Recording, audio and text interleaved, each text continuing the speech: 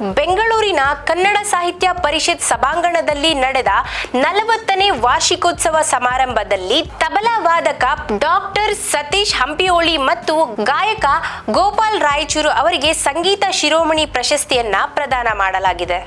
ಈ ಪ್ರಶಸ್ತಿ ಕರ್ನಾಟಕದ ಸಂಗೀತ ಕ್ಷೇತ್ರದಲ್ಲಿ ನೀಡಲಾಗುವಂತಹ ಅತ್ಯುತ್ತಮ ಪ್ರಶಸ್ತಿಯಾಗಿದೆ. ಪಂಡಿತ್ ಡಾಕ್ಟರ್ ಸತೀಶ್ ಹಂಪಿಯೋಳಿ ಅವರು ತಬಲಾ ವಾದನೆಯಲ್ಲಿ ವಿಶಿಷ್ಟ ಶೈಲಿಗೆ ಹೆಸರುವಾಸಿಯಾಗಿದ್ದಾರೆ.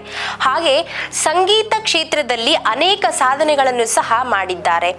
ಗೋಪಾಲ್ ರಾಯಚೂರ್ ಅವರು ತಮ್ಮ ಗಾಯನ ಶೈಲಿಗೆ ಹೆಸರುವಾಸಿಯಾಗಿದ್ದು ಕನ್ನಡ ಹಾಗೂ ಹಿಂದಿ ಭಾಷೆಗಳಲ್ಲಿ ವಿವಿಧ ಸಂಗೀತ ಕ್ಷೇತ್ರಗಳಲ್ಲಿ ಭಾಗವಹಿಸಿದ್ದಾರೆ. ಅಷ್ಟೇ ಅಲ್ಲದೆ ಈ ಪ್ರಶಸ್ತಿ ಅವರ ಸಂಗೀತ ಕ್ಷೇತ್ರದ ಸೇವೆಗೆ ಮಾನ್ಯತೆ ನೀಡುವಂತೆ ಇದೆ. ಈ ಪ್ರಶಸ್ತಿ ಪ್ರದಾನವು ಕರ್ನಾಟಕ ಸಂಗೀತ ಕ್ಷೇತ್ರದಲ್ಲಿ ಉನ್ನತಿಯನ್ನ ಪ್ರತಿಬಿಂಬಿಸುತ್ತದೆ.